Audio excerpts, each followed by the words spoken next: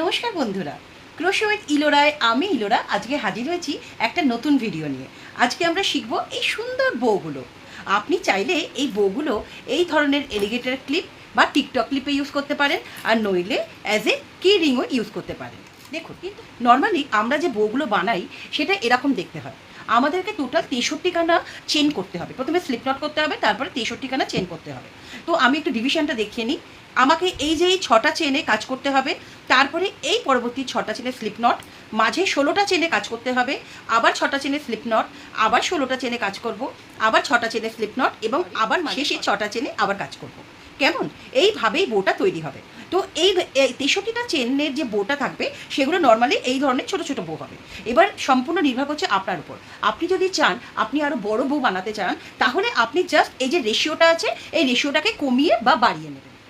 বো বানাবার জন্য আমরা এখানে আজকে নিয়ে নিয়েছি অ্যাক্রেলিক ইয়ার্ন। এইটা 3 মিডিয়াম সাইজের অ্যাক্রেলিক ইয়ার্ন। আপনার বাড়িতে যে ধরনের ইয়ার্ন আছে আপনি সেই ধরনের ইয়ার্নই ইউজ করতে পারেন। এবং তার সাথে নিয়ে নিয়েছি 3 mm হুক, কাঁচি, ছুঁচ এবং আঠা। দেখুন, এই আঠাটা ক্রাফটিংয়ের জন্য ভীষণই ভালো। যদি আপনার বাড়িতে এটা থাকে ভালো, না হলে আপনি হট গ্লু গানও ইউজ করতে পারেন, আর নইলে নর্মাল যে ফেভিকলের ফ্যাব্রিক আর্ট গ্লু আছে আপনি সেটাও ইউজ করতে পারেন। নেব আমি অ্যাসেসরিজগুলো, মানে ধরুন আপনি যদি এটাকে কিরিং হিসাবে ইউজ করতে চান তাহলে আপনি কিরিং নেবেন। কিরিং ক্ষেত্রে আপনি এইটার সাথে এই যে বোটা বানাবো সেখানে আপনি জয়েন করে সেলাই করে দেবেন। আর যদি আপনি এই ধরনের এলিগেটর ক্লিপ বা টিকটক ক্লিপ নেন সেক্ষেত্রে আপনাকে এটা আঠা দিয়ে লাগাতে হবে। আর ক্রোশেতে আপনি যে কোনো প্রজেক্ট করুন না কেন, নর্মালি দুভাবে শুরু করা হয়। একটা হলো ম্যাজিক সার্কেলের মাধ্যমে, আর একটা হলো স্লিপ নটের মাধ্যমে। তো আজকে আমরা স্লিপ নটের মাধ্যমে করব। ক্রোশের যে কোনো প্রজেক্ট নর্মালি শুরু হয় দুভাবে, এক ম্যাজিক সার্কেলের মাধ্যমে আর একটা স্লিপ নটের মাধ্যমে। আজকে আমরা স্লিপ নট দিয়ে করব। স্লিপ নট কীভাবে করে একটু দেখে নিন।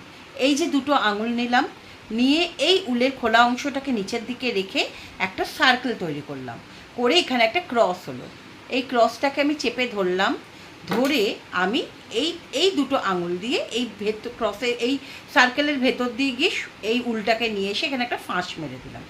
হয়ে গেল স্লিপ নট। স্লিপ নটের ডিটেল ভিডিও আপনি আমার প্লেলিস্টে পেয়ে যাবেন, যদি দরকার হয় গিয়ে দেখে নেবেন। আচ্ছা, এবার স্লিপ নটের সাথে আমি করব 63খানা চেন। কেমন? 63। 1 2 3 4 5 এই দেখুন, আমি বানিয়ে নিয়েছি 63টা চেন। এইবারে আমি প্রতিবারের মতো এবারও বলি, ধরুন এটা একটা রো, তো আমি যখন সেকেন্ড রো করতে যাব তখন কি করব, একটা চেন আমি ছেড়ে করব। আইদার আমাকে 62টা চেন নিয়ে 63 নম্বর চেনটা এক্সট্রা করে করতে হবে, নইলে আমি এখানে অলরেডি 63টা চেন নিয়েছি, তাই আমি একটা চেন ছেড়ে সেকেন্ড চেনটা থেকে, মানে প্রথম চেনটাকে স্কিপ করব। এবার সেকেন্ড চেনটা থেকে 6খানা চেনে আমি হাফ ডাবল ক্রোশে করব। হাফ ডাবল ক্রোশে মনে আছে তো?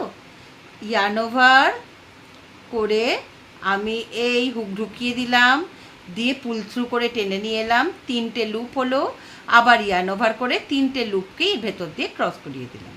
হাফ ডাবল ক্রোশে এরকম 6টা করতে হবে। 1 নম্বর, 2 নম্বর, 3 নম্বর, 4 নম্বর, 5 নম্বর, 6 নম্বর। এই 6খানা হাফ ডাবল ক্রোশে করলাম। যদি half double crochet detail video লাগে আপনি আমার প্লেলিস্টে পেয়ে যাবেন। এইবারে আমি কি করব, 6খানা স্লিপ স্টিচ করব। স্লিপ স্টিচ মনে আছে? এই দেখুন, এই আমি আমার হুকটাকে এই চেনের পেটের ভেতর ঢোকালাম, ঢুকিয়ে পুল থ্রু করে নিয়ে চলে এলাম। এইবার এই নতুন লুপটাকে পুরনো লুপটার ভেতর দিয়ে ক্রস করিয়ে দিলাম। হয়ে গেল স্লিপ স্টিচ। আমার 1 নম্বর হলো, এবারে 2 নম্বর, 3 নম্বর, 4 নম্বর, 5 নম্বর, 6 নম্বর। দেখুন, এইবার আমি কি করব, আবার 16খানা হাফ ডাবল ক্রোশে করব। দেখুন, বো বানানো কিন্তু খুব সহজ, শুধু একটা ব্যাপারেই একটু ট্রিকি, সেটা হলো আপনাকে সমানে মুখে মুখে হিসাব রাখতে হয়, এবং এই জিনিসটা খুবই দরকারি একজন ভালো ক্রোশেট আর্টিস্টের জন্য। অলওয়েজ আপনি কি করছেন সেটা মুখে মুখে হিসাব রাখুন। কেমন? তাহলে আপনার দেখবেন খুব সুন্দরভাবে কখনো ভুল হবে না। এই দেখুন, এবার আমরা কি করব, হাফ ডাবল ক্রোশে 16খানা,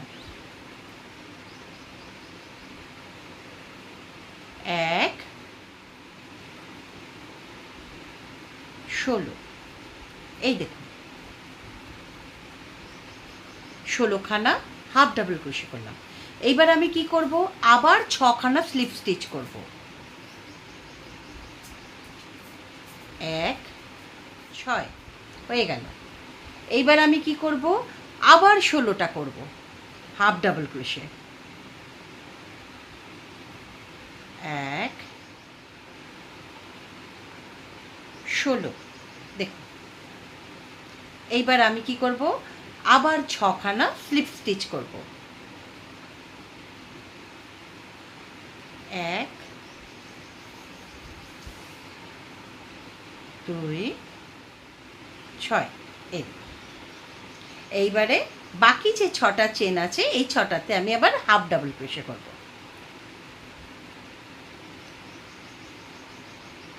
1 6, এই হলো আমার মিডিয়াম সাইজের বইয়ের বেসটা। কেমন?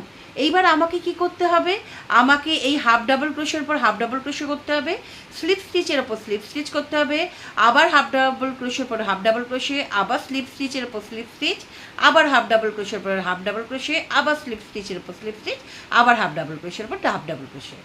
এরকম আমাকে দেখুন এখনও অবধি আমি একটা রাউন্ড করলাম। প্রথম রাউন্ডটা হলো চেন, তারপর এটা হলো, এরপর আরও আমাকে এরকম 3খানা রাউন্ড আরও করতে হবে। কেমন? তা চলুন আমরা সেকেন্ড রাউন্ডটা একসাথে করি। এই দেখুন, প্রথমে কি বলেছি, যে কোনো রাউন্ড শুরু করার আগে একটা আমাকে চেন করে নিতে হবে। এই চেনটায় কিন্তু কোনো রকম সেলাই পড়বে না। এই যে দেখুন, এই চেনটায় কোনো সেলাই পড়বে না। আমরা কিন্তু ঠিক এই যে চেনে লাস্ট সেলাই করেছিলাম, মানে লাস্ট আমাদের হাফ ডাবল ক্রোশে হয়েছিল, সেই চেন থেকেই আমরা কিন্তু শুরু করব। ঠিক আছে, চলুন তাহলে প্রথমে কি করব, আমার সাথে সাথে করুন, 6খানা হাফ ডাবল ক্রোশে করুন।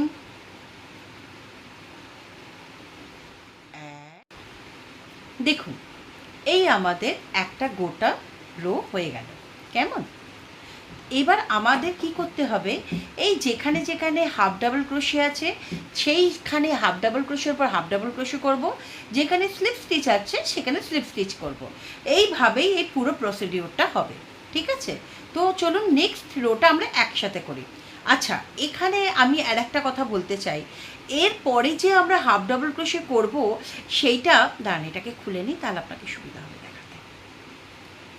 সেগুলো করব আমরা এই যে পিছনের লুপটা দিয়ে, কাকে বলে ব্যাক লুপ। দেখুন, আমার এই যে সেলাইটা, মানে আপনার চোখের সামনে যে আপনি করছেন, তো আপনার এই যে লুপটা রয়েছে, এই যে দেখুন ভিটা রয়েছে, এই যে ভিটা, এই ভিটার দুটো ভাগ আছে, একটা সামনের দিকে একটা পিছন দিকে। এই সামনেরটাকে বলা হয় ফ্রন্ট লুপ, আর পিছনের দিকটাকে বলা হয় ব্যাক লুপ। তো আমরা এবার পুরো সেলাইটা করব ব্যাক লুপের। কেমন? কিন্তু তার আগে কি করব, কি বলেছি, নতুন রো করার আগে সব সময় একটা চেন করে নিতে হয়। এই আমি একটা চেন করে নিলাম। এই চেনটা কিন্তু কখনোই কাউন্টে থাকবে না, বা এই চেনের উপর কোনো কাজ হবে না। ঠিক আছে, আমার প্রথম কাজ কোথা থেকে হবে, যেই চেনটাতে আমি লাস্ট হাফ ডাবল ক্রোশে করেছি, তাহলে হাফ ডাবল ক্রোশে করি কিন্তু ব্যাক লুপে, মনে আছে তো? এই আমি ইয়ার্ন ওভার করলাম, করে আমি কি করব, এই যে দেখুন চেনটা আছে, এই চেনের পিছন দিকটা থেকে আমি টানলাম। ঠিক আছে, এটাকে বলে ব্যাক লুপ। এই আমি ইয়ার্ন ওভার, এই আমি পুল থ্রু করে নিয়ে এলাম, এইবার ইয়ার্ন ওভার করে পাস করিয়ে দিলাম। খুব সহজ, আপনি একবার দুবার করুন, আপনি আমার সাথে সাথে করুন, দেখুন ঠিক হয়ে যাবে, খুব সহজ। এইটা হলো ফ্রন্ট লুপ, এটা ব্যাক লুপ। আবার ইয়ার্ন ওভার করুন, ব্যাক লুপ থেকে গিয়ে এইরকম পুল থ্রু করে নিয়ে আসুন, 3টে লুপ হলো, আপনি ইয়ার্ন ওভার করে 3টেকে পাস করিয়ে দেবেন। আচ্ছা, আমাকে 6খানা করতে হবে, আমি অলরেডি 3টে করলাম, আরও 3টে, হ্যাঁ, 4 5 এবং 6, এইটা হয়ে গেল। দেখুন কি সুন্দর লাগছে।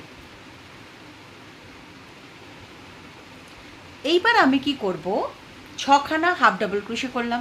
এইবার বলুন আমি কি করেছিলাম, এইটাতে 6খানা স্লিপ স্টিচ, তো আমি স্লিপ স্টিচের ওপর স্লিপ স্টিচ করব।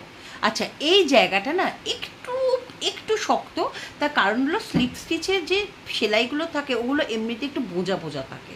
তো আপনি কি করবেন, স্লিপ স্টিচ যখনই করবেন এরম করে এটাকে দেখে নেবেন। দেখুন এই দিকে রয়েছে, আপনি এইটার ব্যাকলুপটাকে এরম করে টেনে নিয়ে আসবেন। যদি দেখেন আপনাকে দ্বারা কিছুতেই স্লিপ স্টিচের উপর স্লিপ স্টিচ করা যাচ্ছে না, সেক্ষেত্রে আপনি স্লিপ স্টিচের জায়গায় সিঙ্গেল ক্রোশে করবেন, তাহলেও আপনার হবে, কিন্তু হয়তো এতটা সুন্দর হবে না, কিন্তু আপনি কাজ চালাতে পারবেন, কোনো অসুবিধা নেই।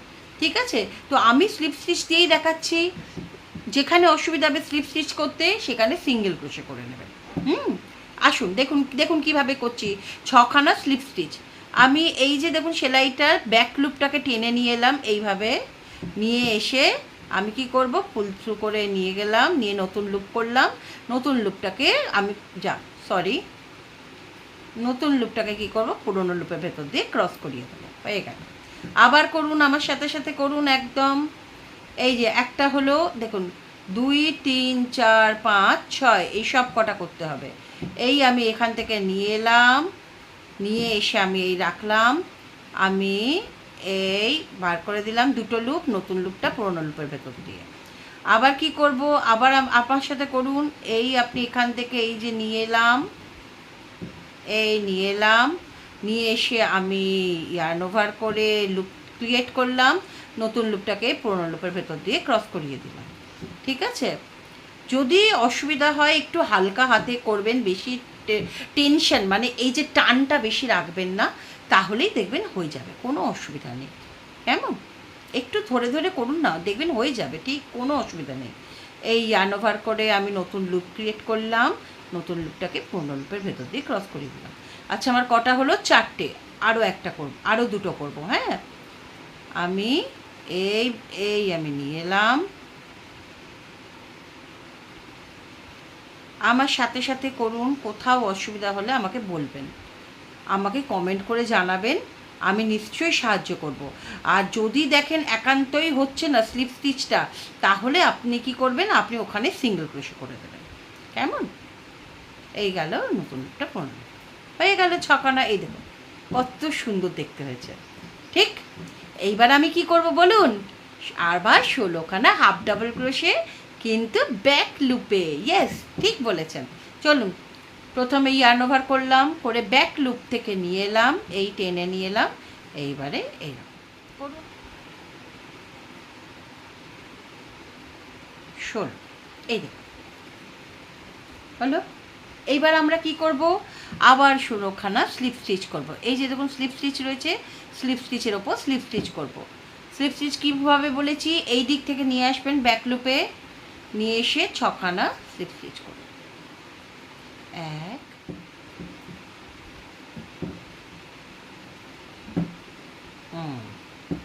এইবারে আমরা কি করব না, এইখানে দেখুন কত সুন্দর, এই দেখুন। এইবার আমরা কি করব, আবার এখানে 16খানা হাফ ডাবল ক্রোশে করব, আবার 6খানা স্লিপ স্টিচ করব, আবার 6খানা হাফ ডাবল ক্রোশে করব। কেমন, আসুন করি। এই দেখুন আমাদের আরও একটা রো হয়ে গেল, দেখছেন কত সুন্দর। এবার আমরা এরম আরও 2খানা রো করব, সেমই প্রসেস। আবার আমি কি করব, একটা চেন করব এক্সট্রা, যে চেনটা কাউন্ট হবে না বা সেলাই হবে না। এইবার আমি আবার 6খানা এখানে ব্যাক লুপে হাফ ডাবল ক্রোশে করব, 6খানা স্লিপ স্টিচ করব, 16খানা হাফ ডাবল ক্রোশে করব, আবার 6খানা স্লিপ স্টিচ করব, আবার 16খানা হাফ ডাবল ক্রোশে করব, আবার 6খানা স্লিপ স্টিচ করব, এবং 6খানা লাস্টে হাফ ডাবল ক্রোশে করব। কেমন, আসুন। এই দেখুন আমাদের এই রোটাও কমপ্লিট হয়ে গেল। এরপরে আমাদের আর একটা রো করতে হবে। কেমন, তো কি করব বলেছি, প্রথমে একটা চেন করে নেব, নিয়ে ঘুরিয়ে নিলাম, নিয়ে আবার সেমভাবেই যে আমি কি করব, 6খানা প্রথমে হাফ ডাবল ক্রোশে ব্যাক লুপে, তারপর 6খানা স্লিপ স্টিচ, যদি স্লিপ স্টিচ করতে অসুবিধা হয় সিঙ্গেল ক্রোশে, তারপর আবার 16খানা হাফ ডাবল ক্রোশে, আবার 6খানা স্লিপ স্টিচ অসুবিধা হলে সিঙ্গেল ক্রোশে, তারপর আবার 16খানা হাফ ডাবল ক্রোশে, তারপরে আবার 6খানা স্লিপ স্টিচ, তারপরে আবার 6খানা হাফ ডাবল ক্রোশে, আর সব কটাই করবো ব্যাক লুপে। কেমন, চলুন। এই দেখুন হয়ে গেল আমাদের, দেখছেন কত সহজে। এইবার আমি কি করব, একটা চেন করব, করে খানিকটা আমি উল রেখে বা ইয়ার্ন রেখে এবার আমি এটাকে কাট করব। ব্যাস, আমি এটাকে একটু টেনে দিই, তাহলে এটা সিকিউর হয়ে যাবে। এই দেখুন কত সহজে, ভাবতে পারছেন কতক্ষণ সময় লাগলো বলুন। এইবারে আমি এইভাবে এটাকে সেলাই করব। কেমন? তো আমি কি করব এবার দেখুন, সেলাইয়ের সময় কি করব, আমি প্রথমে এটাকে একটা এই ফিগারটা দেব। ধরুন এই যে এই খাঁজের মধ্যে খাঁজটা, এই খাঁজটা এই যে হলো তো, আমি এখানেই কাঁটাটা ঢুকিয়ে দেব যাতে করে এটা সিকিওর থাকে। এইবার আমি কি করব না, এই ছুঁচটার মধ্যে এই উলটাকে পরিয়ে নেব। এই দেখুন পরানো হয়ে গেছে। এইবার আমি কি করব না, আমার এই যে কর্নারে যে এই যে ছুঁচটা রয়েছে, এই ছুঁচটাকে আমি এরমভাবে হালকা হালকা ছোটো ছোটো রান সেলাই দিয়ে আমি এটাকে ওই সেন্টারের কাছে নিয়ে চলে যাব। দেখুন এই যে রান সেলাই দিয়ে এই আমি এখানে নিয়ে চলে এলাম। এইবারে আমি কাঁটাটা খুলে দিই, দিয়ে আমি এখানে সেলাই করব। জাস্ট নর্মাল সেলাই, দেখবেন যেন সব কটা ভালোভাবে সেলাই হয়। কেমন? যাতে খুলে না যায় কোনোভাবে, সেটা একটু খেয়াল রাখবেন। নর্মাল সেলাই হবে। এখান থেকে ঢুকাবো, এদিকে বাঁকবো, আবার এদিক দিয়ে ঢুকাবো, এদিক দিয়ে বাড়বো। এইবার আমি কী করবো বলুন তো, এইবার আমি এই যে উলটা রয়েছে এই উলটার সমেত আমি এইটা চারিদিকে এরকম করে প্যাঁচ দেব। এই আমি একটা প্যাঁচ দিলাম, দিয়ে আমি এখানে এইভাবে উলটাকে সিকিউর করে দিলাম। তাহলে কী হলো, টাইট হলো ব্যাপারটা। এই আবার দিই, এই আমার হলো, এইটা ব্যাক সাইড হবে। হ্যাঁ, আমি এই জন্য এই দিকে আমি সেলাইগুলো করছি। এই হয়ে গেল। এবার আমি আবার সামনের দিকে নিয়ে আসি, এনে এখানে আমি একটা সিকিউর করি। তাহলে দেখুন কি মিষ্টি দেখতে না? তো আমি কি করব, এই যে চাবি রিংটা রয়েছে, এই চাবি রিংটা আমি এইখানে সেলাই করি। আচ্ছা, এই চাবি রিংটা না আমি মিশো থেকে অর্ডার করেছি, এগুলো বাল্কে অর্ডার করেছি। যদি আপনাদের এর ডেসক্রিপশন মানে লাগে, এর লিঙ্ক আপনি আমাকে ডেসক্রিপশন বক্সে বলবেন, আমি তাহলে এটা আপনি কমেন্টে জানাবেন, আমি নিশ্চয়ই ডেসক্রিপশন বক্সে এটা মেনশন করে দেবো। এগুলো মিশোতে বেশ সস্তায় পাওয়া যায়, এটা আপনি বিজনেস পারপাসে ইউজ করতে পারেন এগুলো। এই হয়ে গেল। এইবার আমি একদম পিছনে নিয়ে চলে যাই, নিয়ে গিয়ে আমি সেলাইটাকে একটু সিকিউর করে দিই। এর আগেও বলেছি, হ্যান্ডমেড প্রোডাক্টের আসল হলো জানেন তো ফিনিশিং টাচ। আমরা এখন ফ্যাক্টরি মেড প্রোডাক্ট দেখে দেখে অভ্যস্ত হয়ে গেছি, তো সেখানে একটু সুতো এদিক ওদিক হয়ে গেল বা দেখতে বাজে হলে তখন আর মন সরে না। ওই জন্য যারাই হ্যান্ডমেড প্রোডাক্টের কোনো কিছু বানিয়ে বিজনেস পারপাস বলুন বা নিজের জন্য গিফট করলেন, সব সময় দেখবেন যেন সেটা সুন্দর দেখতে, ফিনিশিং টাচটা ভালো হয়, তবেই কিন্তু মানুষজন আপনার জিনিসটা অ্যাপ্রিসিয়েট করবে।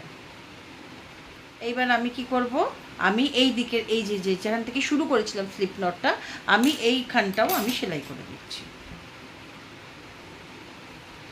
এই যে ছুঁচ নিলাম, নিয়ে আমি কি করব, এই এখানটা একটু ছোট্ট ছোট্ট করে রান সেলাই করব।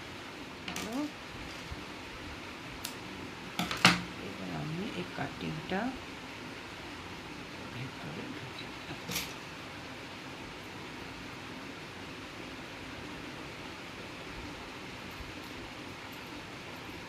একটু টেনে টেনে দিই। ব্যাস, এই দেখুন কি সুন্দর, কি মিষ্টি দেখতে না? হ্যাঁ, ভাবা যায় এটা মাত্র 15 মিনিটের মধ্যে তৈরি হয়ে গেল। হ্যাঁ, দেখুন কত সুন্দর। অবশ্যই বানাবেন বাড়িতে। কেমন? এটা বানাবেন, মানুষকে গিফট করবেন, এবং এগুলো দিয়ে খুব ভালো বিজনেস হয়, আপনি বিজনেস পারপাসেও ইউজ করতে পারেন। তো বানাবেন, কেমন হলো জানাবেন। কোথাও কোনো অসুবিধা হলে অবশ্যই আমাকে কমেন্টে জানাবেন, আমি চেষ্টা করব আরও ভালোভাবে বোঝাবার। কেমন? তো আবার হাজির হবো একটা নতুন টিউটোরিয়াল ভিডিও নিয়ে। ততদিন ভালো থাকবেন, সুস্থ থাকবেন। বাই।